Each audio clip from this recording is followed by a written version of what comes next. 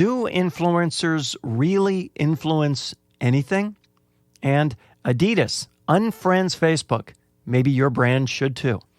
This is episode 83 of Media Unplugged, the podcast that goes behind the spin to reveal what's really happening in media. Media Unplugged with Tom A. Sacker and Mark Ramsey. Welcome to Media Unplugged. I'm Mark Ramsey. And I am Tom A. Sacker. Tom, do influencers really influence anything? I don't know. You tell me. Well, I mean, look, they're called influencers, so that implies that they absolutely influence something, right? No, I don't know. I mean, whoever created the term influencer is the smartest person alive, because it says what it is and it implies things it doesn't necessarily provide. Yeah. You know, and this is an article from Medium by Eleanor Cohen. And it's titled, "It's Time to Address the Elephant in the Room. Influencers Don't Really Influence Anything or Anyone," which I think is not quite true, actually. Right. But let me read the opening to her piece, which I think listen, I think you chose this piece again because you think that there's a conspiracy. Like, this is an example of people orchestrating something to gain attention for everyone, maybe even for her. That's what I think. Oh, this is... Listen, at the root of all controversy is a grab for publicity. That's it. There's no question about that, and this is no exception. So, I mean, anytime you have elephant in the room in the title, you know you're trying to provoke some attention. Earlier this week, a major shitstorm hit the internet when a boutique hotel owner posted a screenshot of an email he received from a travel blogger and quote influencer asking for a free stay in return for, quote, coverage and promotion to her 80,000 followers. He posted a very sarcastic and direct reply, rejecting the request. He did not name the blogger and even hid her details from the screenshot, yet somehow it blew out of proportions, with the blogger getting shamed and outed and posting a viral video that only made things worse. She goes on, "I can go into many details about what's wrong with the way she approached the hotel, the mistakes both parties made, and about the things that are actually awesome about the parties' behavior. In fact, to me, it appears like," here's to your point, "like a well-orchestrated crisis that benefits all from the virality of the matter. However, this is neither the time nor place for an influencer outreach how-to post. This post is about something else. It's about the very concept of influence and the fundamental difference between influence and thought leadership." And there, Tom, is where it starts sliding the slippery slope downhill. Boy.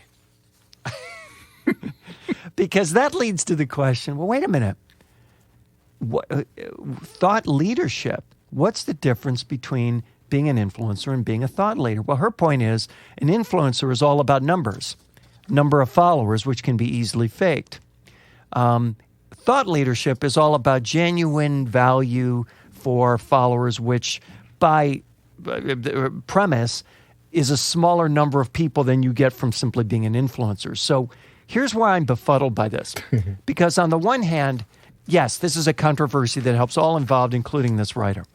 At the same time, she is diminishing the importance of influencers because she claims that there's no proof of their influence. All they have are all these followers, and followers can be easily faked. So at the end of the day, you know, where's the meat? At the same time, she crows about the value of thought leaders, which of course she considers herself to be. And thought leaders, she implies, have fewer followers, but yet are more valuable because they are more trustworthy and they're creating more, authentic, quote unquote, value for the audience. So, and I was just processing all this, and I thought, oh, Tom's going to have some great takeaways on this. First, look, let's start with her qualitative judgment of an influencer, which is erroneous, by the way. She says the more people the influencer can reach, the more followers they have, the better, stronger, and more of an influence he or she has. Now, I'm thinking back to like when I was in high school, and there were some like real clowns, and these people could draw in huge crowds, but they didn't have any influence on anyone other than a lesson for like what not to do and what not to say.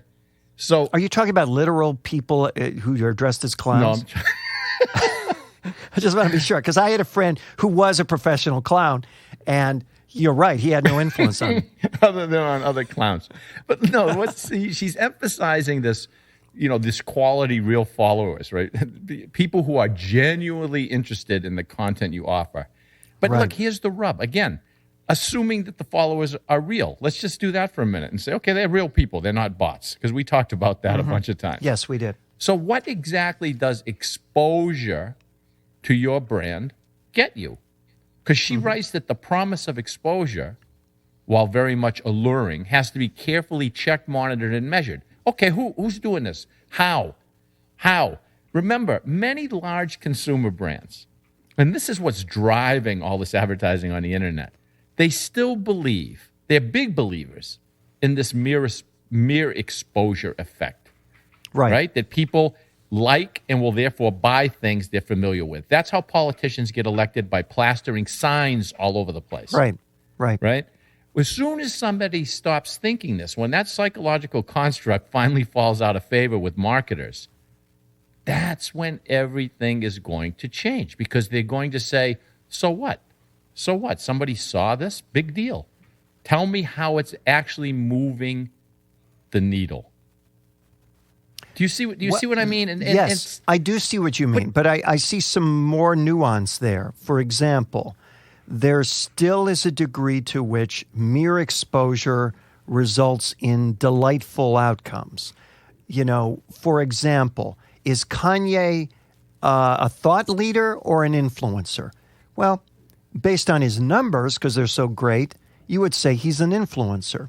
And yet when Kanye turns out to be pro-Donald Trump, it works, right? He actually sells Trump to an African-American audience, according to some survey. So in that case, the ROI is positive, based purely on exposure, right? Yeah. Okay, so this is where the article gets interesting, is this idea of thought leadership. So let's go with that for a second, and then we'll come back around to something she said that I want you to explain to me regarding affiliate links, because I got lost on that part. Oh. So this idea of thought leadership, what the hell is a thought leader? I'm going to tell you what it is.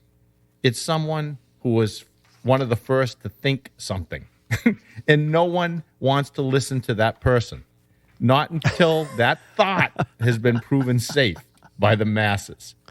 But then what happens? Listen. That's not what she means, though. She doesn't know what she means. I'm going to tell you, when you're a thought leader, it's like nobody, no, forget it. The internet? No. I mean, the first guy that said the internet, this guy's going to sell books on the internet? Oh, no. That's a thought leader. Nobody believes any of it. And then what happens to the thought leader when the masses now look at something and they go, geez, this makes sense?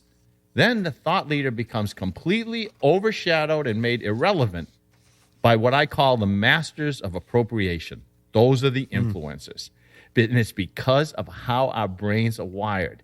Because instead of relying on experts, people end up paying closest attention to the most extroverted person, the one who talks most frequently, hey, Kanye, the person who appears more impressive. It's a mental shortcut. It's a cognitive bias. And guess what? These internet influencers are gaming that bias. That's the real elephant in the room. Interesting. Yeah, that makes sense to me. And she's totally missing that, number one. And what she's also, I think, to me, how it boils down is an influencer versus a thought leader to the outside, and based on this article, is merely a reflection of the number of followers. A thought leader is an influencer without as much influence. This is what I mean. An influencer is a thought leader with more followers, because otherwise it just feels to me like an excuse. And furthermore, if we're going to talk about those followers being, lightly held or there for the wrong reason or transactional or whatever, isn't that what big media is? I mean, what is any attention? What is network TV attention? But that kind of a fringe, frictional, transactional level of exposure, but yet massive, right?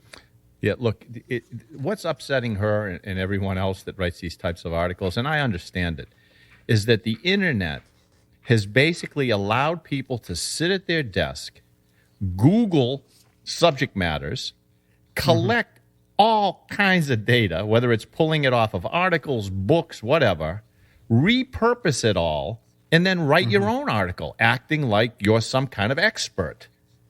Right. This is happening everywhere. Listen, If the internet were around back in the days when Goethe and all these other philosophers were writing, they'd be nobodies today because they would have put their stuff online. People would have stole it all, repurposed it into little books, little pithy little things. Because people would have said, yeah, that Nietzsche guy, I don't understand him, but this Bob Jones guy, he really writes a hell of an article. That's what would have happened. That's what's going on. That's a good point. I think that. Look at I that. mean, no, I think. But what are you going to do about it? You can't do anything. That's why this article is one big primal scream. Of course. That's what this is.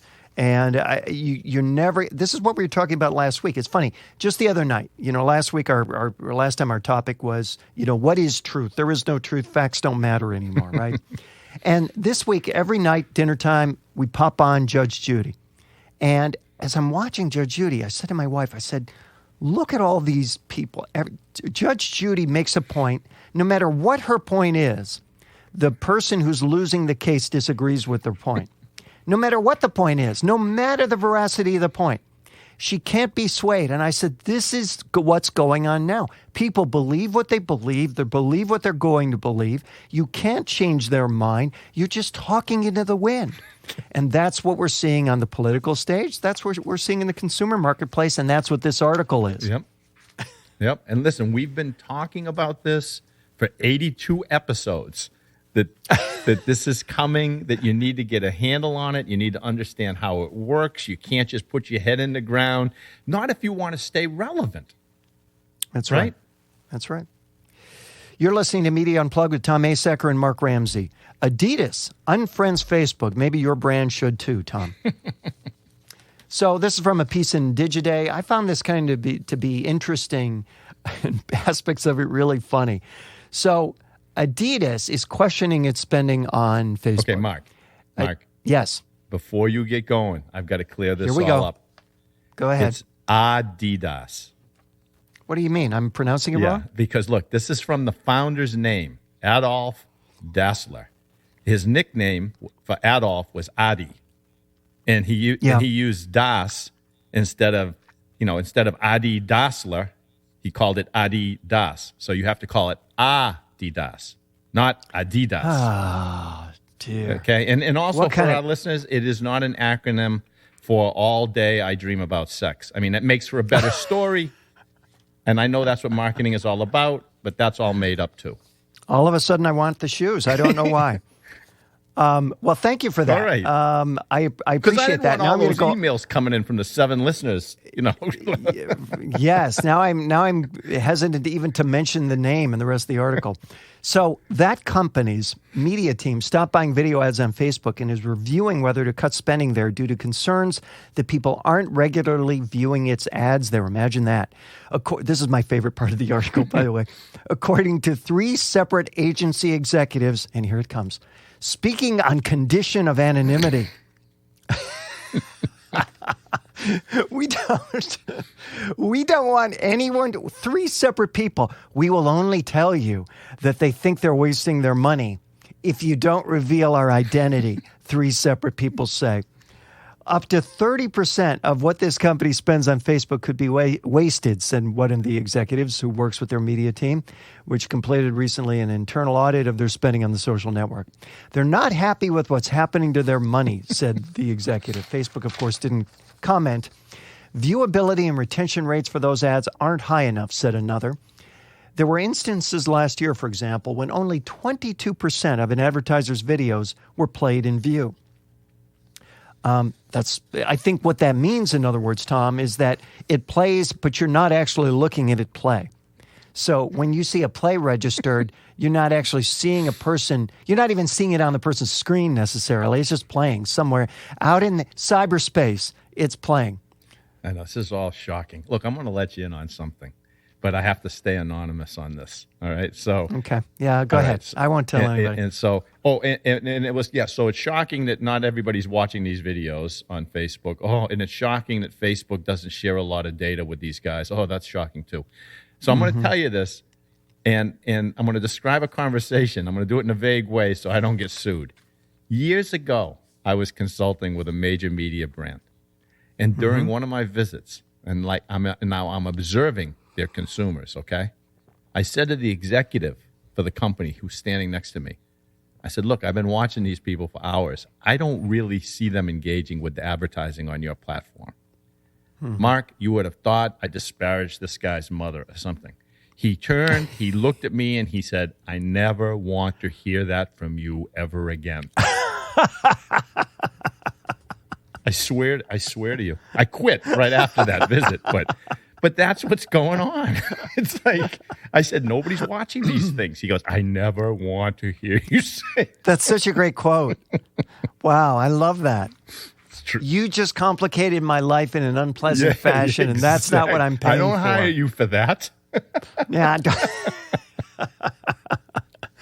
In a CMO Council survey of 233 senior marketers, 62% said reports of false metrics from Facebook have pushed them to pull back on spending on it, which, why wouldn't that be higher? They're thinking, the company is thinking, we'll do something interesting beyond just running ads that people might want to skip past. Well, okay. That's good. They have digital content like something called Tango Squad episodes. They're looking for platforms that can get that content in front of fans on a regular basis, is why they're venturing into esports and looking to work with more influencers. Oh, here we go. And sports publishers. As I read that, Tom, the thought I had was, so in other words, because people don't want to watch your ads, you're blaming Facebook. Look, you can either spread what you have all over the place and deal with the fact that you're doing that, which means a lot of people aren't going to look at it, right? You can't expect to go wide with these types of promotions and then say, hey, look, only 20% are watching it. Maybe that's good when you're spreading it wide like that. So, yeah, do you want to go narrow? Do you want to find out where are these sports fanatics? How do we get people that they, think are influencers to want to wear the same shoes that they're wearing? That's what they should be looking at. Whether Adidas is being worn by the NBA and the NFL and every MMA and whoever else people are really trying to emulate. That's how you make this connection and make this thing work. Tom, if people are going to pronounce it that way, nobody's going to buy the shoes. I mean, I'm afraid to say it. How am I going to go into a sports authority and ask for it? They'll say, what are you looking for? Yeah, that's exactly what they'll do. So this goes back to the same thing we've talked about before, which is I think it has to do with Facebook creates this expectation that you're going to get all these views. The video is so wonderful. The video is the way to get organic exposure on Facebook such that people actually see it. And then people go in, and the number of views that are reported on the video are significantly higher than the number of views that can be proven to exist. And people feel like they've been sold a bill of goods. I mean, completely understandable, by the way. It's just that the harder you try and get away from this noise and this dirt and this waste, the more you realize we're back where John Wanamaker was 150 years ago, right? Yeah, but what kills me, look, these marketers, they also use Facebook. So aren't they, while they're scrolling through Facebook, aren't they skipping videos left and right? No marketer behaves. No, they watch everything. You just told me an anecdote. That proves it. That guy from that major brand loves the marketing that he does and thinks every consumer connects to it because his wife lied to him and told him that they do. Yeah, we all watch our own videos. I get that. Listen, you see this pop up in podcasting all the time, which is people say, well, why can't I get, how do I get my podcast more popular? Well, this is not a puzzle for you to puzzle out. Sometimes it's just a function of the fact that people aren't interested in your podcast, There it is. When there's a million of them out there, some are going to slip through the cracks. Yep. It's going to happen. It's just inevitable. So, all right, Tom, it's time for rants and raves. Oh, that's all we've been doing is ranting and raving. All right, so this it's so true. I guess we'll call this a rant rave because it's two pieces of corporate news that are so glaringly, I don't even know, inverse, obverse, whatever verse you want to sing, right? The first one is this. Best Buy has a new logo. You heard this? No. Oh, well, I mean, Is Amazon in it? No. Is Amazon actually in the logo? Having been behind the scenes at many of these, highly creative, game-changing initiatives, I'm guessing these people spent well over six figures, many, many, many months working on this logo. And you know what the change is? They made that little yellow shopping tag smaller. So instead of Best Buy being inside the yellow tag, it's kind of hanging off of them. And I guess it's because like brick and mortar retailing is going extinct. So they got to make that little tag smaller and smaller. Now, according to them, the rebranding is, here it comes. You know how much I love this. Designed to highlight our culture, our expertise, and our talented employees. According to USA Today, the logo change is accompanied by a subtle website refresh and a new ad campaign as the company looks to reposition itself from simply a place to buy electronics to more of an experience. Okay, that's that. It's an experience, all right, an experience in line. So that's that. That's one bit of corporate news. And then there's this opposite bit of news. I don't know if you saw Disney's recent earnings, but they got a huge bump from Black Panther, right? Right. So this blockbuster, pun intended, superhero film could account for up to 10% of Disney's last quarter's profits. Wow. Profits. Now, on top of that, they've got Avengers, Infinity War. That made more than $1 billion in just 11 days. And they've got the Solo Star Wars story. That's going to bump it up even more. So look, here's how I look at this. So you can either change the Blockbuster logo or create blockbuster value. The choice is yours. Interesting. I see you're tying these two things together very cleverly. No, it just kind of happened that way. I didn't even think about it. Well, it is interesting. First of all, I have to wonder on the Blockbuster thing, what in the world does it take to get into USA Today nowadays? I mean, I don't know. Do they open all their mail and just publish it as is? I don't know why that's news. I mean, why is that news? Is my point. I mean, who in the real world? I don't care if you're on the business pages. Who cares about that? That's intended to influence consumers barely. Could be a pay-for-play thing, Mark. It could be. You're absolutely right. That could be branded content. You're right.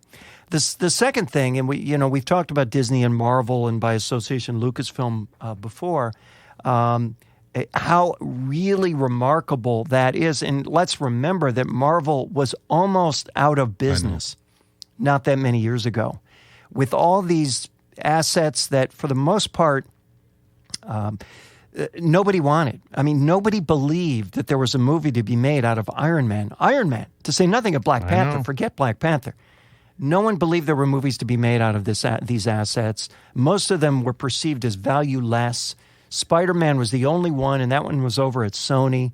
And only recently, I think, has the strategy really become so crystal clear, and the ability to weave all these things throughout the so-called Marvel universe.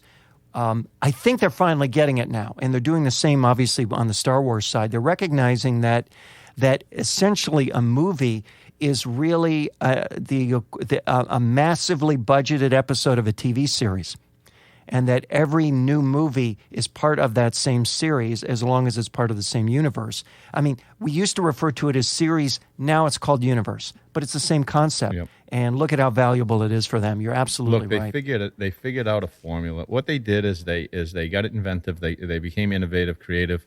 They did something, and then they looked at it and said, "What the hell just happened?" And then they tweaked it and they did something again. And then they saw a formula. They said, "Oh my goodness! If we take these assets, we tap into the cultural zeitgeist, weave all of that stuff into these stories, we can blow this thing up."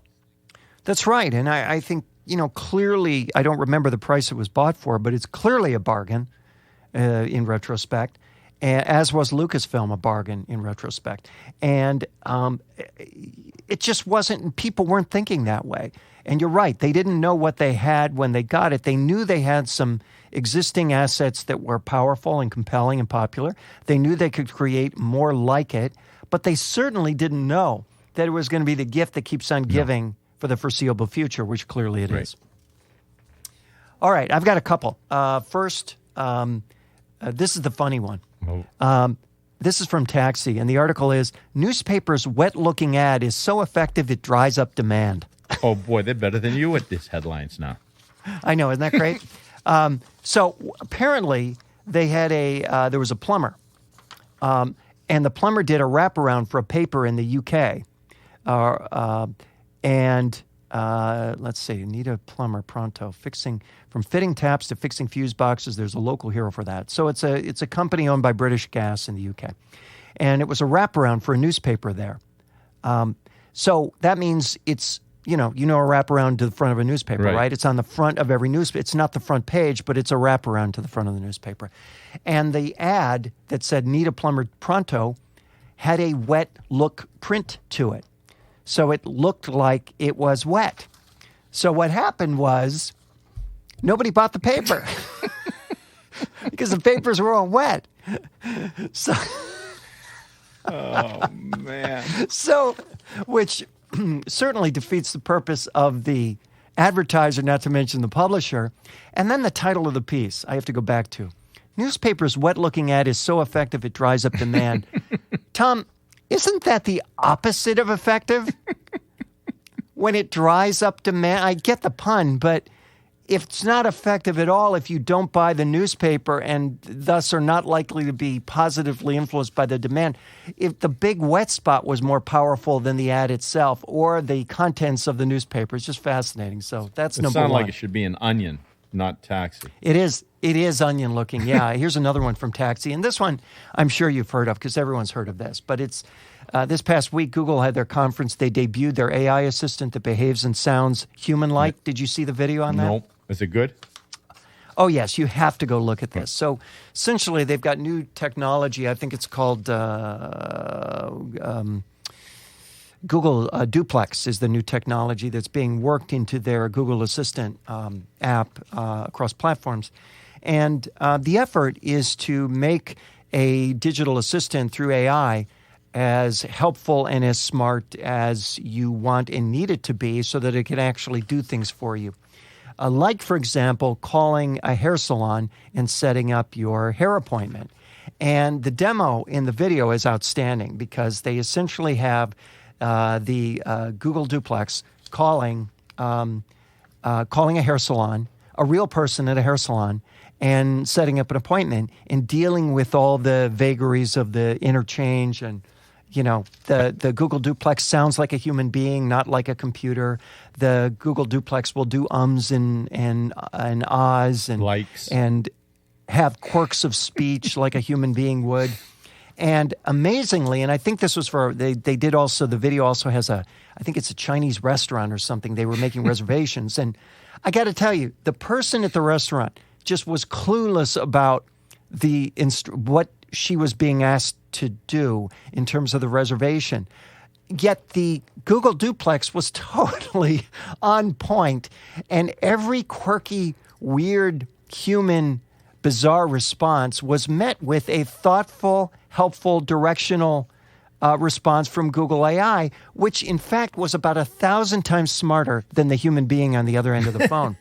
So it's really amazing, and why? Not only because how impressive the technology is compared to the utterly inept human Siri on your iPhone, but also because of what it says about how audio is going to be part of our lives going forward. I mean, as you know, there's so much fuss about intelligent assistants, so much fuss about Alexas and Google Homes and so on, that I think what people are missing in the zeal to say, hey, Alexa, how old is George Clooney, is the idea that the technology is very quickly evolving to the point where you can say, hey, Alexa, call the following restaurant and set up a reservation for 5 people at this time on this day.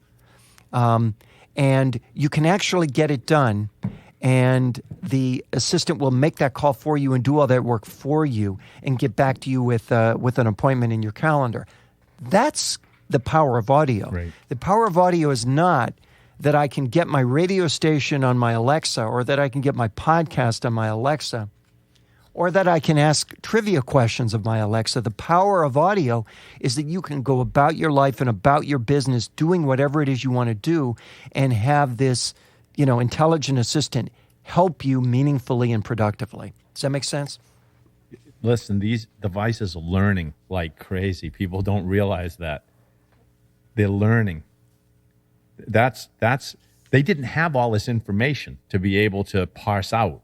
It's just like a child, right? Mm-hmm. So AI starts, it's a baby. It goes goo goo gaga, and then a year later, no, I'm not doing it. That's the next thing that comes out of their mouth. So, well, that's every futuristic dystopian movie we've ever seen. It's coming. I know it's coming. Well, I don't know what episode we'll be on of Media Unplugged by then, but probably... We won't be doing it. AI will be doing it. AI is going to be doing my part for sure, and I hope AI is going to be doing your part. All right, that's Media Unplugged for this week. Please remember to subscribe to us at iTunes, on Stitcher, Apple Podcasts, wherever. And while you're there, please rate the show. It helps other folks discover us. You can also catch us at Art19, Radio Inc., Media Village, and Google Play Music. And oh, by the way, Tom, I just discovered this past week that we're still on Podcast One. Oh, good. I didn't know that. I mean, it's shocking. We have no agreement with Podcast One, and there we are. Well, why are you announcing still that? On Podcast One. You're right. I shouldn't well, give them any credit. They're not listening anyway if we're still on there. No, they're not.